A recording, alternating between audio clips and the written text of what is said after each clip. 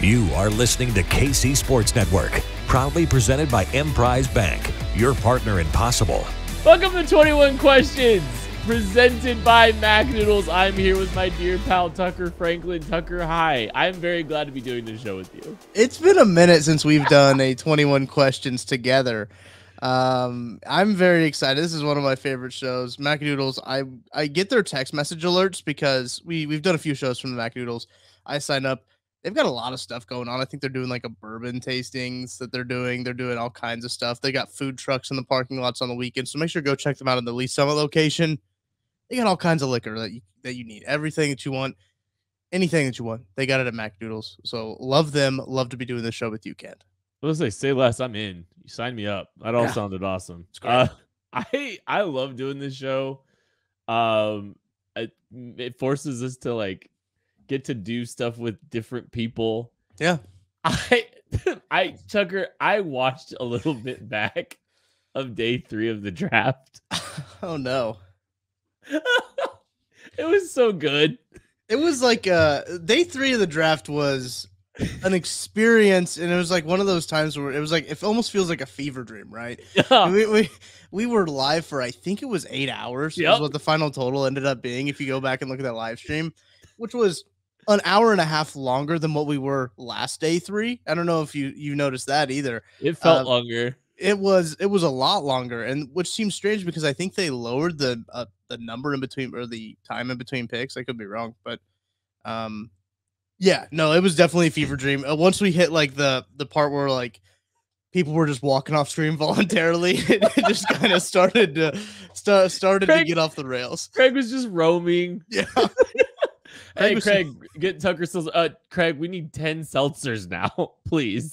Yeah. While he was going to buy one seltzer, he came back and we're like, oh yeah, by the way, go buy the rest of them that they have at the bar. We just raised $1,000 for Teresa's scholarship. That was insane. My favorite thing was the best players available according to KC Sports Network, according to ESPN, according to Tucker Franklin. Yeah. Yeah, I forgot about that too. That was a gem that I ended up coming up with there. Listen, it got hard. I think I already said this last year, or this for next year. I'm gonna end up printing out the draft guide because I was doing it on my phone because like we live in 2023, so I was like, I don't need a physical copy of anything. I just use it all on my phone, and that got super hard to like cross off names as like they were going. I was like, wait. I screenshotted like not the total top 300, so I probably should have done that to begin with. But yeah, a physical copy next year will be good, so I can stay on top of my our best players available according to the KCSN draft guide, according to me. So. I think it's more fun if it's just scatter shot, just me guessing if they've even been drafted or not. So that's what it got to. I think Keely Ringo's probably been drafted, right? Like, well, he hadn't been, but you know. Thanks to the Eagles. Yeah, of course he did. Yeah.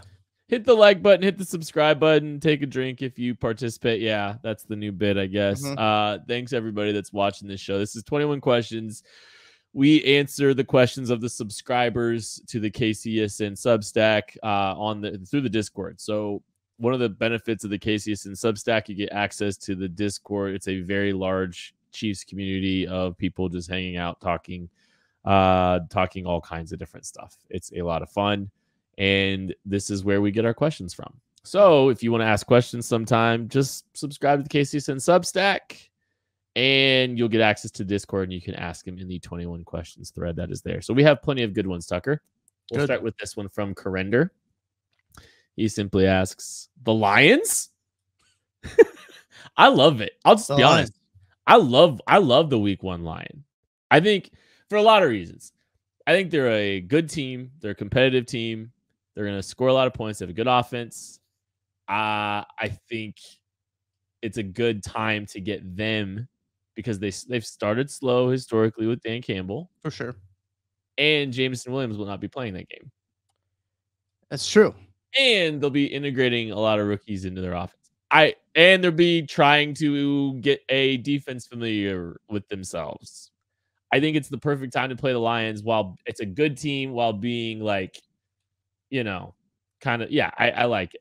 A lot of people are predicting the Lions to be first in that NFC North division, which don't hate that at all. I think that they will be a very good team, as you're mentioning, but they do have a lot of growing pains. It might possibly be Hendon Hooker's first game, right? Yeah, maybe Hendon Hooker comes and wins that job. Could be Hendon Hooker's first professional game. So I don't hate it at all.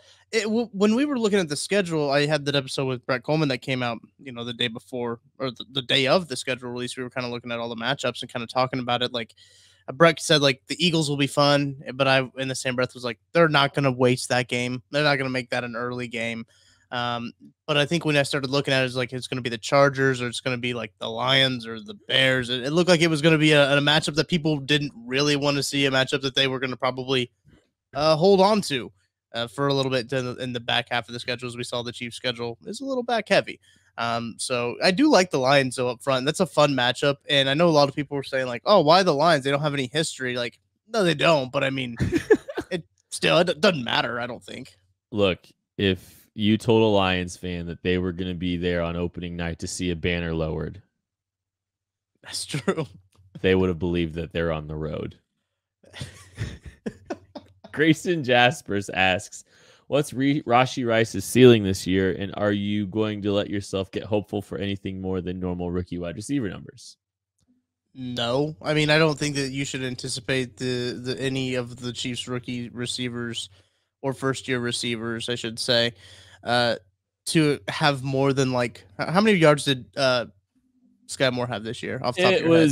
2 in the 2s, I believe. Okay, so I was going to say more than 400 yards. Regular season, 22 catches, 250 yards. Perfect. Still fits my narrative. If you're gonna expect all that matters any Chiefs first year wide receiver in that offense to get more than like 400 yards, that's a little I think overzealous in terms of it. I think that just because they don't have a good rookie year doesn't mean they're not going to be a good wide receiver. But I think Rashee Rice brings a different dynamic to this offense. I don't think that they should put a bunch of pressure, or fans. I don't think fans should put a bunch of pressure on him to come in and be 1,000-yard receiver right away. You ready for a take? Yeah, I'm ready. Let's do it. Rashee Rice will have more yards than Sky Moore did his rookie season. And here's why. Because Juju Smith-Schuster's not here. This is a worse overall receiving core that Rashee Rice steps into than last year. And it's still deep, kind of the same thing with Sky Moore. I think Rashee Rice has more opportunities to fit in different roles in this offense in year one than Sky Moore does. Yeah. Or did his rookie year. So I think Rashee Rice will get a few more opportunities. I think he'll have more than 250 yards. And I think his first touchdown will come during the regular season as well. That's not knocking on Sky Moore. Sky Moore situation, like there's just a lot of dudes, a lot of guys to compete with, and more established and stylistically, and there's more established players. Like there's not a Juju on this roster. So I think while this group is deeper, the group will be relied on in the aggregate more than maybe it was a little bit last year, even though I'm not saying it wasn't entirely last year, but okay. Joel Penfield, which year of Mahomes' career so far is the best highlights? Ooh. Probably year one, right? Would that be 2018? I mean, yes. I think that's the best one because he was just letting that sucker fly. He was just flinging that thing down the yard. Last year was pretty good. He had some good highlights last year, like the spinning touchdown pass at the goal line where he like flicked. Obviously, the one to Jerick McKinnon against the Broncos that he just kind of like no look pass to. But that year one, I think he had the first no look pass. He had the big one against Baltimore, I believe, that year when they were at home.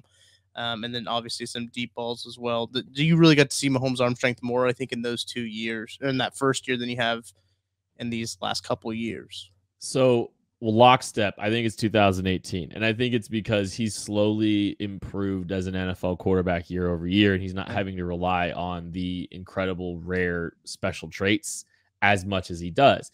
He's gotten so, and this is going to sound bad. He's got a little, boring's not the right word. He's just got so efficient that he doesn't have to. He's so good against the blitz. He's so good identifying the blitz that teams just don't blitz him anymore. Teams don't rush him anymore, like the same way. And so it's like he's not getting as many opportunities to go out there and just do the ridiculous rare stuff because he's so bulletproof at this point in the way he plays the game that it doesn't require him going out and making ridiculous throws as much as he's had to in the past because he's just making the right throws on time more consistently than he ever has. So that's the way I look at it. And I think before we move on to the next question, I think now the highlights you see are more of him like creating time for himself, and you see him creating opportunity. A lot of the first year highlights were just like, just look how far I can throw this thing, and watch someone catch it. Right, watch Tyreek Hill run underneath it, basically. And which very exciting, very electric. But his improvisational and just mental acuity. It's a buzzword that we've been using a lot. I feel like last year was a big one, especially, but his mental ability to process that game and just kind of see things and see them develop has been so good. Footnoted. This bum. Pick one presumed lock for the final 53 that won't make it out of the preseason. Oh my gosh. Justin Ross.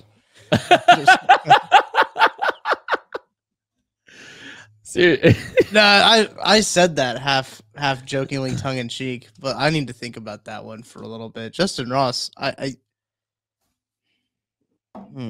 got a couple. Can I say Richie James? Yeah, because that's one of them. Okay, cool. Yeah, no, that's what that Richie James is a lot. I think he's a little bit better, like a little more on the edge than Justin Ross is, right? When you just kind of look at it, you're just like, what is this guy doing here? But I think looking at every other position, like wide receiver is the position you start to look at and be like, there might be too many cooks in the kitchen there. Yeah, I'll throw one out here. That is a little. I think I know what you're gonna say. I want you to say it though. Lucas Niang. There it is. I knew it. Okay. The Chiefs go and sign Donovan Smith. They announce him the starter immediately, despite him only making $2 million or whatever it is guaranteed. Wow. They moved Jawan Taylor, who is, if he's been playing any amount of left tackle this offseason, they set an entire offseason on fire for him just because Lucas Niang was bad. Like, if that's a path to look at why the decisions have been made that they've been made, that means Lucas Niang might stink. That's just, that there's a chance. And if that's the case, I think Lucas Niang could be out. The tight end position, maybe, like a Blake Bell. Yeah. I think Blake Bell probably makes. They'll still have a fullback right now. That's what I was gonna say.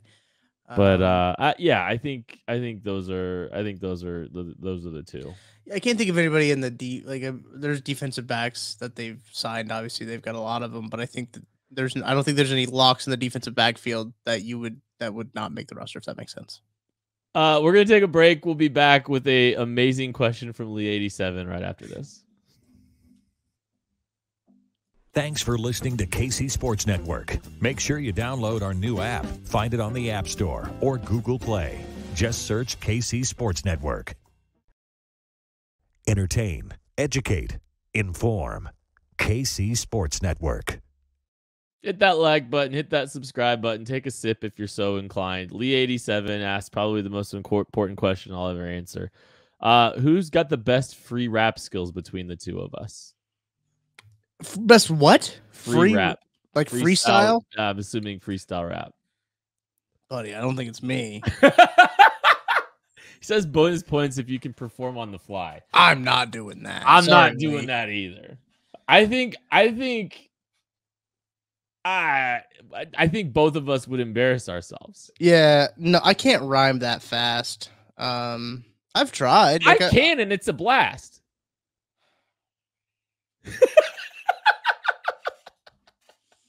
I feel like I might have you in this, but it wouldn't be 100%. Good. It wouldn't be good. It'd be bad. It'd be by default because I wouldn't do it. Neither of us are going to be proud of what we put out there, but everyone's going to squint and go like, yeah, can't rhymed a few times, there's that. But who do you think the best at KC Sports Network is at this? Oh, it's Matthew. I think it's Matty Lane. No chance. No chance. There's no chance. Jordan, Oh no! Jordan's Hang on. nodding his head on the. Jordan thinks it's Maddie too. No, okay. You said at KC Sports Network, so I get to use the full range Roster. And I think I've actually heard Sean Barber freestyle before, and it was actually pretty good.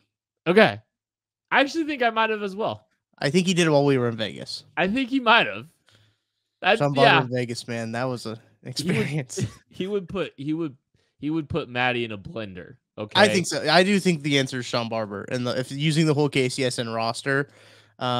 Listen, I think maybe Mike DeVito could shock us in some of that, but we'll see. I don't know about that. Ryan Cummings, which most likely happens first? Pat restructures his contract, or Chris Jones gets his deal done? I think the Chris Jones deal. The Pat restructure news is so weird to me. I don't know how you feel about that. It feels forced almost because like they're a year into a 10-year deal, like technically like a 12-year deal, but whatever. So this was like the first year of the actual deal needing to kick in because the Chiefs did take it the 5-year or the 5th-year extension onto his rookie contract. So this was the first year. It seems very odd to now, like first year into a 10-year deal, be like, all right, let's restructure this puppy. The team is happy where it's at, obviously, the way it works out. I believe that Patrick is happy with it for the way it's working out. So I don't know if that seems forced to me at this point. I don't know if it's necessarily something that needs to happen. But the Chris Jones one, that does need to happen. They need to get him under contract for a couple more years. The restructure also frees up some cap space a little bit for this year. If they do want to add somebody mid-season, it'd be something to look at. Well, Chris Jones signed his extension like in June, right? The last time he did it, either it was like June or July, maybe. Yeah. So I think it was around off-season kind of dead period time. So something you could keep your eye on. If Mahomes' deal gets done before Chris Jones, I don't think Chris Jones is getting a deal. Yeah, I agree with that. I think that's what happens. I think Chris Jones is getting his deal done this year. If he doesn't get his deal done, that might mean they ride out this year and they're done with him after this year. And they're going to get their money for their cap space for the season by restructuring Mahomes. Or restructuring is not the right word. Redoing Mahomes' deal. What would a redone deal of still a 9 years left on a deal look like? Like what? I don't know. That's uncharted territory. I don't think anyone knows what that would look like. No. But I don't know. And I don't know if we're gonna find out this year either, honestly. Like, I genuinely don't know if we're gonna find out this year. I can't imagine like that's a big pressing issue right now. It seems like one person has decided to try to make it a story because they're bored. And that's like the only person that we've seen mention it because they need clicks or something. I don't know. I can only think of one. And it's been 2 stories in the last 2 weeks about it. That's true. That's it. Yeah, there hasn't been anybody else say anything about it. Jordan commented in July 2020 is when Chris Jones signed his extension the first time. So probably around the same time period, I would assume, is when they're looking at it. But I believe that was after, so July 2020, that would have been pretty close to after Mahomes has signed his first extension, if I believe. So yeah, those guys are kind of in lockstep when it comes to their contract negotiations. I believe Mahomes was like July, like right around the 4th of July. That's all right. I was in Michigan for 4th of July stuff when that happened. Yeah. Chief Golden Co. asks, what wide receiver leads the Chiefs in yards, receptions, and touchdowns, specifically wide receivers? Apologies if this was asked on a previous 21 questions, he says. So who leads the Chiefs in yards, Tucker? From the wide receiver position, not the tight end position. I'm going to say MVS because the deep ball. I'll bet on Kadarius Toney staying healthy. How about that? There you go. Receptions. Like strictly from the wide receiver position. I'll go Kadarius Toney. I'll go Kadarius Toney too. I think he leads them in receiving yards and touchdowns. Or receiving yards and receptions. I think those numbers are lower than Juju's. For sure. Yes. Touchdowns. It's a tough one. I think this is like a single digit lead. Like I'm saying, like I think that this year we're gonna see kind of the similar thing where Patrick Mahomes spread the ball around so much that like the leader in like touchdowns are gonna have like 7 and like not that many touchdowns. Maybe that's a lot actually for a wide receiver.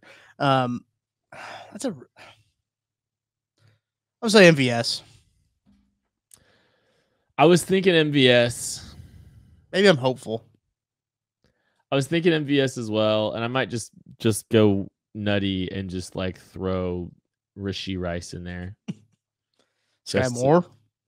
Nope. Corn dog all the time, every single play in the red zone. They all gonna just run that rocker there, and we're just gonna. No one's gonna learn their lesson. Imagine if there's like, we cannot figure this out. How the first play at Chiefs Eagles. Oh no! They're gonna short motion to the stack just to see what they do, what they've learned. Oh, what have you learned, Darius Slay? They have to though. Like that would be so good. On the corner. Positive and Toasty. Who wins the returner duties this year, and will punt returner and kick returner be different? I do have some theories. I don't think Isaiah Pacheco will be doing any kick returns this year. No. I don't think he'll be doing any kick returns this year. Punt returner, I think you got to keep an eye out on Nico Remigio, the undrafted free agent, to push our guy Richie James. I think both of those are the two guys to keep an eye out on there. In the return game. As far as the punt returns are concerned, kickoff return, I have no clue. No clue. Abolish the kick return, honestly. Just like start on the 20. Just put the ball in. Justin Watson's going to go back there. Justin Watson's going to go back there and just take a knee. I mean, that's all it is at this point. Just after a team scores a touchdown, just put the ball on the 20. Is it 20 or 25? I can't remember anymore. I think they just changed it. At least they did in college, I think. Put it on the 25 and just let him go. Don't even worry about it. It's a waste of everybody's time. I support this. Sorry, Dave Tobe, but deal with it. I said what I said. Casey from KC, do you see the Chiefs making any significant moves before training camp? I guess if to define what significant is, I think a Chris Jones extension would be a significant move, but I mean that's not like adding anybody to the roster. It's not I think he's talking about like additions. That's not a move. I guess it's not technically even a transaction, is it? Does that show up on the transaction report? I don't know. It's money moves. I don't know. Yeah. Crap. I mean, crap. Dang it. I don't think they do. I would be surprised if they make a significant move. I think before training camp. Is Frank Clark a significant move? I don't think so. Chris Jones keeps tweeting about him. I think it's a significant enough move. Personally, I think I would count that as a significant move. But at this point, I don't know, a move we're all clamoring for, a move we all want, a move we all think will make this team better. I don't know. Was Carlos Dunlap a significant move when they brought him in training camp? I think it was a pretty, I thought it was a pretty tangible move. That was like a real, you've made your football team better today kind of move. Do you think they bring him back? I don't think there's a ton of opportunities to make your team better. So I think if significant is making your team better, I think Frank Clark makes his team better. I think for sure Carlos Dunlap makes his team better. So that's kind of how I look at it. I think that's a significant move. I think there is a significant move before training camp on the defensive line. Do you think there's, other than those two guys, do you think that there's a move outside of that? I don't know. I don't know if I can see one. I don't know if they have anywhere else to add somebody, right? Running back. Well, right, but Kareem Hunt. Buddy. Dalvin Cook might get cut. True. He could. It's always a possibility. That's in the realm. There's a possibility he's getting Alvin cut. Kamara. Maybe. Some are saying. Some he could be in some trouble. Maybe he could be a free agent. Some are also saying we're about to take a break and we'll be back right after this. Thanks for listening to KC Sports Network. Make sure you download our new app. Find it on the App Store or Google Play. Just search KC Sports Network. Entertain, educate, inform. KC Sports Network. Hey, thanks everybody hanging out. Leave a 5-star review if you wouldn't mind. It does help us grow the channel, helps us grow the audio platform. Leave some positive comments, or leave a 5-star review and tell Maddie Lane that the cheeseburger scale stinks. That would also not hurt as well. Mike Denny asks, he asked for it on the lab talk. He said, just tell us how the cheeseburger scale needs to be retired because it's a 6-week. He is really forcing the cheeseburger scale. I think he's having a moment of introspection though. Like he's kind of like not sure about it entirely. He was very adamant about wanting to do the cheeseburger scale for the schedule. Like this is like Maddie in a nutshell. He sometimes will come up with these great ideas for the show. And like the concept that we went through was great. And then he's like, but wait. Let's compare it to cheeseburgers. It's like, hey, we're gonna do an evaluation of every single position. We'll kind of look at where we believe they are and all this stuff. But let's compare it to food. Yeah. He was so close. It's like, just quit all your head, guy. Yeah. Mike Denny, what beer bat would be the most prized of the 30 that you own, Tucker? This is a Tucker Franklin question. Ooh, yeah. So shout out Mike Denny. I gotta give him a shout out. He was at a Cubs game and got me a beer bat from Wrigley Stadium, Wrigley Field. I said Wrigley Stadium. I should be banned for that. Yeah, that was bad.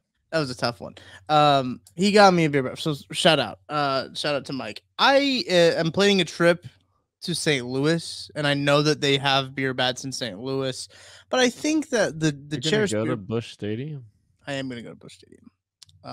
Listen, if you're gonna go to all 30 ballparks, you got to go to the ones you hate too. So that's. I've already been there, so I don't know. Long story. Yeah. Sorry. Squirrel. So I think the most cherished one is always going to be your first one, right? So when I found out that they had beer bats at Kauffman Stadium and I got one, I think that's going to be the best one. My favorite team too. So yeah. There's that. That's nice. Casey from AKC asks if either of us have a favorite scotch, and he asked favorite spelled with a U. So we definitely need to answer this. This is not just because I'm a Parks and Recs fan, but I had a little bit of Lagavulin. Delightful. Yeah. It was absolutely delightful. So yeah, I'd go a little Lagavulin. I see. What I don't butter scotch. It's nice, good one. No, I don't know like scotch brands, right? I don't know. I'm looking it up quickly to try to figure out a scotch brand. I think what is Proper 12? Isn't that's Irish whiskey? Crap. All of this is thrown out the window. All my research. It is crazy that your favorite's Johnny Walker, Tucker. Moving on. Yeah. Blue label. What makes it scotch? I know that there's like I don't know what the you don't know what makes scotch. Well, yeah, I know what makes it like bourbon, but like what makes it scotch? Can you guess? Is it in Scotland? Yep.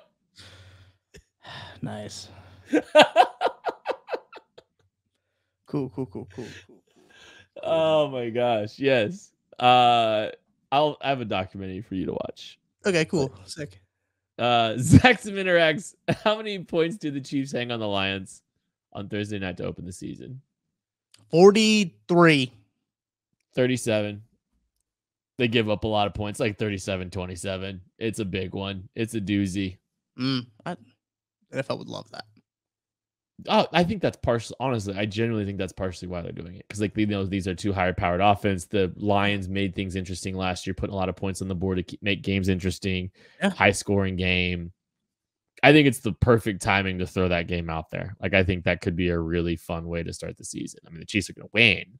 Yeah, it's way better than like week 12 when Hendon Hooker actually is playing and Jared Goff has had his arm blown off, and that's when it's gonna be like the Dolphins Germany game. That game's not gonna be good, right? Tua's gonna be hurt by then. That's the first time I saw that. I saw it was like week 9 or week 10. I was like, well, Tua's gonna be hurt, so it's not gonna be a good game.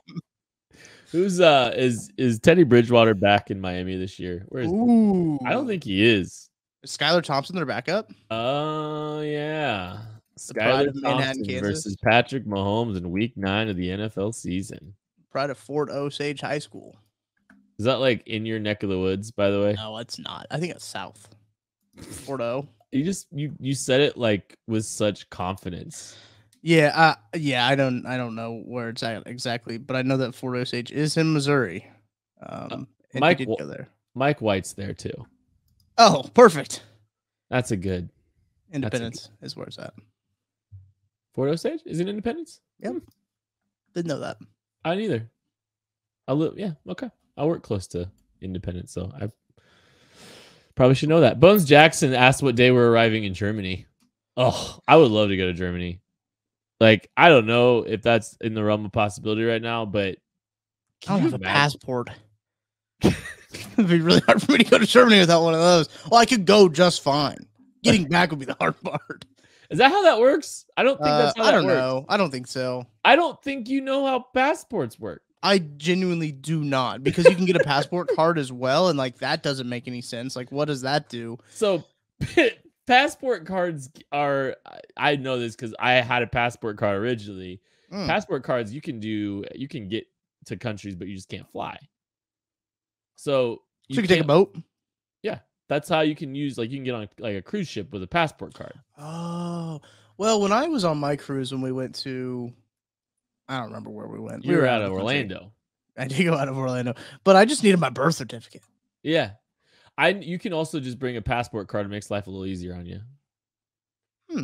Yeah. Sorry. Sidebar. How long does it take to get a passport?